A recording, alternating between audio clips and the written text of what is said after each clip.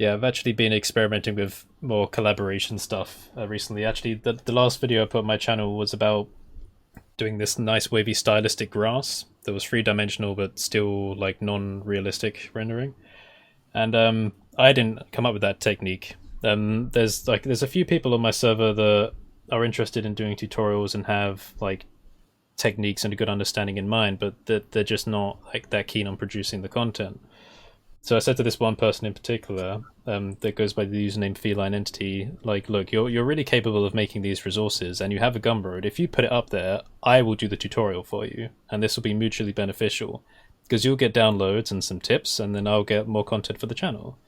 So yeah, start doing that, and that's actually really nice. It's actually quite a relief because it like removes some of the thinking effort, and it also makes it kind of more interesting because you're seeing, you haven't come up with this thing, you're seeing it like new for the first time, and you can always put your own spin on it. So it's this really nice dynamic that I want to maybe do a bit more of that in the future. That's cool. That is cool. To do like a bit of a deep dive into somebody else's process as well. When you do that, like if you're going to teach somebody else's, then you need to like really understand it as well. So that's really interesting. For this last video, we sat down and had a session. I was like, look, let's go into a private call and you can show me how you do it. And so they showed me it, and then afterwards I practiced it like 2 or 3 times, so I made sure I got the result right, and then I did it. But I realized I was actually teaching some things in a slightly different order to them, which is interesting as well. Not even just like by conscious effort, but just because it felt right. So it's interesting, like being able to see the differences between how people approach those techniques as well. Leads nicely on to what's the right way of doing things. I saw a comment you had earlier, Josh, about how like Engons is a huge, great, big argument point, and half the time it doesn't matter at all, and it really matters in certain aspects of your modeling. Absolutely. But otherwise, it like sculpting. If you're not animating a beautiful sculpture, dynamic topology away with it. Yep. You've got so many different ways of modeling. Character modeling, especially, you can start from a very analytical point and have a base mesh that's all quads, and you build it up with the multi-resolution modifier. Or you can go the complete other way and sculpt it out and then shrink wrap a quad sphere on top of it, cut it all out, or manually put quads everywhere. I mean, there are so many different ways of doing the same thing, even if it results... Well, the result can be exactly the same, and the underlying mesh, you just can't tell. Here's the simple fact of the matter. And I think it's largely because so many beginner tutorials are so focused and ingrained in perfect topology. And it ends up frustrating people, especially when they see super complex, like hard surface meshes. And the fact of the matter is, if you want perfect quad topology on super detailed models of any sort, you need extreme mesh density to get all the tiny cuts and rivets and everything. You need very, very deep mesh density to get that. And if you're not deforming, or you're not using it in a software that doesn't deal with Ngons well, I know Unreal and Unity deal with it. I've heard some people in other softwares, there's issues. And sometimes you'll have issues upon triangulation. You might have to make the triangulation not as stretched. But besides that, they literally do not matter if it's a static mesh. And this is the one thing that I get comments on all the time, and I can tell they're usually beginners or just don't know the other side of modeling. And it's simply, you don't buy a pickup truck to go pick up a grain of sand. You buy a pickup truck to go and get a bunch of plywood or, building materials, whatever. You get the right tool for the job. And sometimes Ngons and just simple bevels and booleans are the right tool for the job. And I get comments every day, and I'm probably going to make a really, really detailed video on this soon, just because there's huge misconceptions in the 3D community with that. But I don't know. I see a lot of people posting on the Facebook pages like, this is my model. Can somebody help me fix all of these Ngon issues? And it's like, you're not animating it. You've spent 2 days trying to fix something which isn't actually broken in this context, just because you believe that quads are like the be-all, end-all. There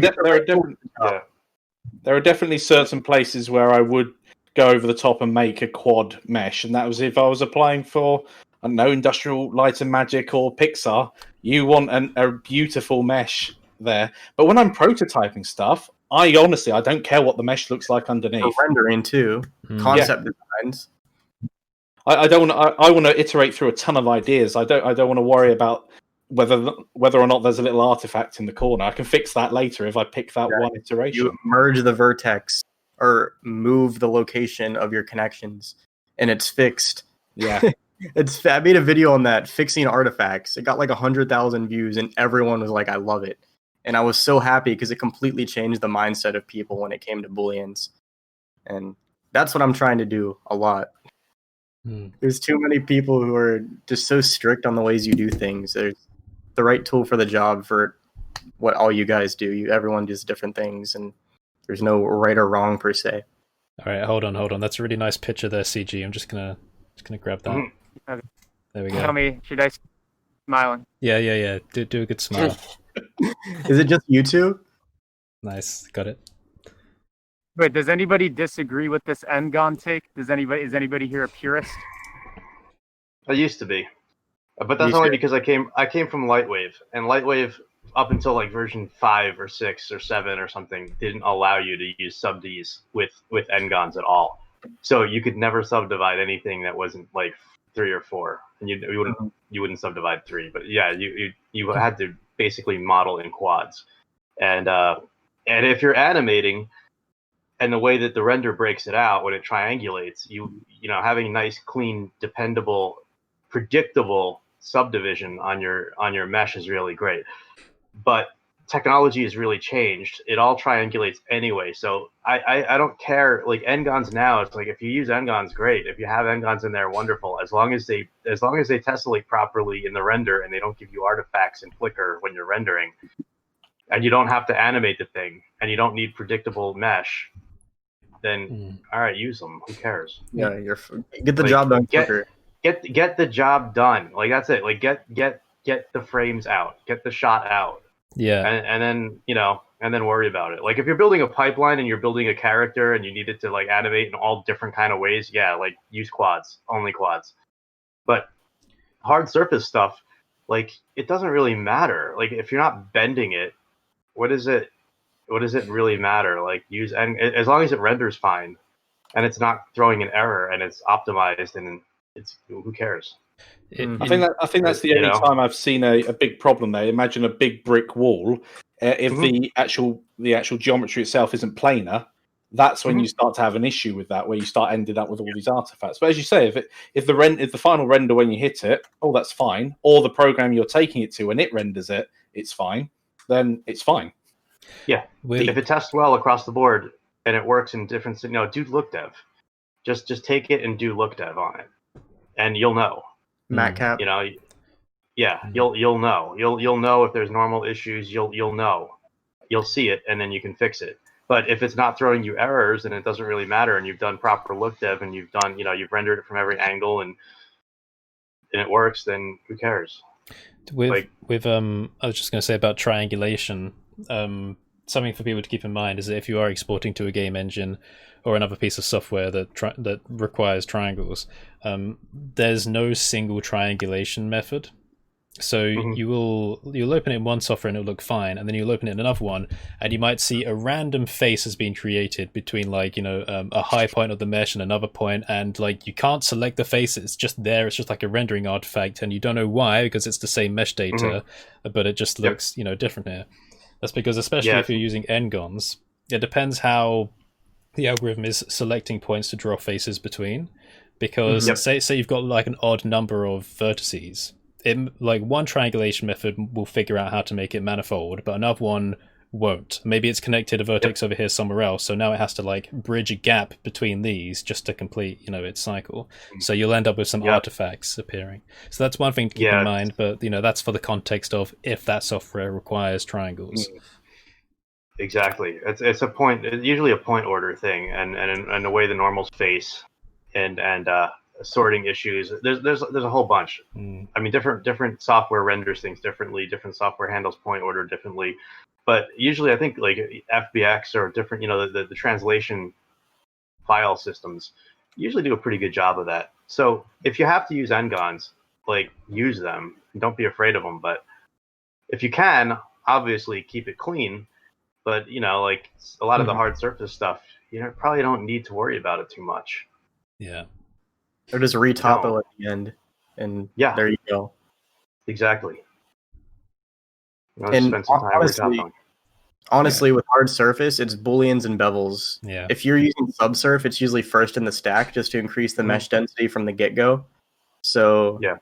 you're not really subdividing the n-gons that much anyways. It all depends on what you're doing. There's no uniform answer. Yeah. You can also take control of it as well, because a workflow, I think it was for Unreal 3, don't quote me on that, but years ago back in Unreal 3, you used to have a decent triangulated mesh, and it wouldn't necessarily come across very well. But one of the things you can force is actually to triangulate it in Blender as the final step you do before export, and then it's going to be exactly how you see it in Blender. And of course, I'm not sure when the triangulate modifier appeared in Blender, but that's there as well. So you don't even have to destroy your mesh doing that. You just add the triangulate modifier and make sure it works and is looking how you want it to. Yeah, exactly that. I had the same issue really in Unity years back, where I would import a model into Unity and it would look wrong, but for some reason triangulating in Blender made it perfect, and then exporting from there it worked absolutely fine. So yeah. There's a triangulate modifier? Yeah. Shock on your face. Yeah. I had to go check. I swear I saw it, and it is there now. Yeah, I don't know when it appeared, though. Yeah, imagine that. Non-destructive triangulation. Yep. It's beautiful. Yep. I don't have to wreck the mesh if I don't like it. I click X and then go away, and I'm done. I'm a big fan of using the modifier stack where possible. Yeah. And not destroying it until the last moment. Yeah. The moment I apply that mirror modifier, I know I'm going to need it again in 5 moves time. Yeah. Or you got to back up the mesh, and if it's huge mesh density, it's there goes my scene getting bogged down with one backup. I'll just make a separate file at that point. Yeah, it's really hard to work for me now, destructively. I'll do it quick and dirty stuff, but I can't. I got spoiled, and not just the modifier stack. The way you would model in procedural programs like Houdini or something, it just, you have ultimate control. You can go back to the very beginning and change something, and working that way in Blender is so much nicer. And it takes a little bit more upfront to do it, but it's just so nice when somebody has, they want to change and you don't have to just remodel the whole thing.